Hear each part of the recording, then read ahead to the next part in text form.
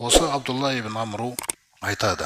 Анин нәби пайғамбарымыз саллаллаху алейхи вассаламнан жеткізген хадисінде әл-муслиму мән салима әл-муслимуна мин лисанихи ва ядихи. Әл-муслим деген сөзге ғұламалар арнайы тоқталған.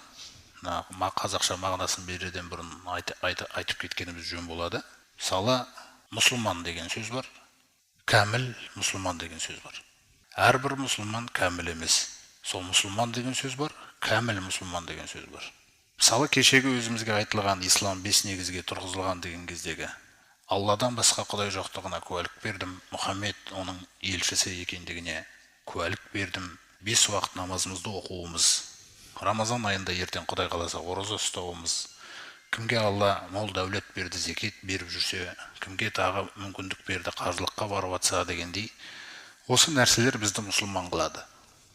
Бірақ кәміл мұсылман емеспіз. Яғни осы нәрселермен алданып, мен бүкіл нәрсені түгендедім деп ойлап қалуы мүмкін, шайтан солай алдауы да мүмкін мені. Сондықтан бұл кемелдік қай жерде тұр? Соны баяндағысы келеді пайғамбарымыз саллаллаху алейхи вассалам бізге. Жаңағы нәрселермен қанағаттанып қалмас үшін. Сол үшін әл-муслим дегенде ғұламалар айтады, кәміл мұсылман деген мағынаны айтқалы тұр дейді пайғамбарымыз саллаллаху алейхи вассалам. Ал енді тыңдайық.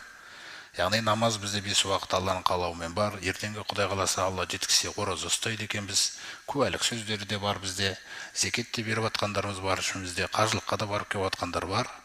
Ал енді осы амалдарымызды айтатын шығар қазір пайғамбарымыз саллаллаху алейхи вассалам. Кәміл мұсылман дегенде қазір менің намазымды айтатын шығар деген бір ойда тұрамыз.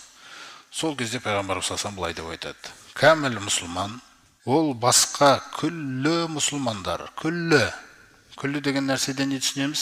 Саған ұнайтыны бар, саған ұнамайтыны бар. Сен жақтыратының бар, сен жақтырмайтыны бар. Көрдіңіз ғой?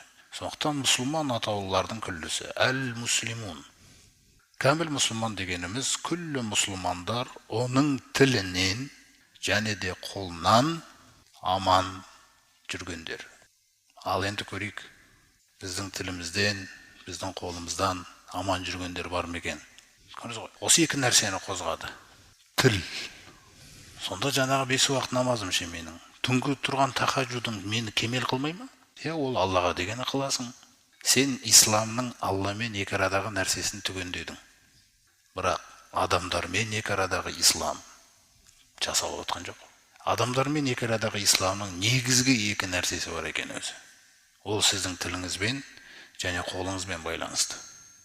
Ол мұсылмандардың жаңағы сізге бір болмысы ұнамай қалуы мүмкін, нәпсіңіз әлі Алланы танымағаннан кейін, біреудің бойы ұнамауы мүмкін сізге, біреудің мұрныңызына ұнамауы мүмкін, біреудің ойы ұнамауы мүмкін, біреудің енді ғана түзеліп келе жатқан әлі жахилиялық нәрседен қалған қылықтары әлі бойынан кете қоймаған, сол үшін ұнамай қалуы мүмкін сізге.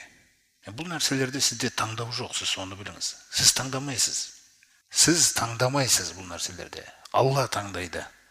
Қалаған құлын жолға келеді.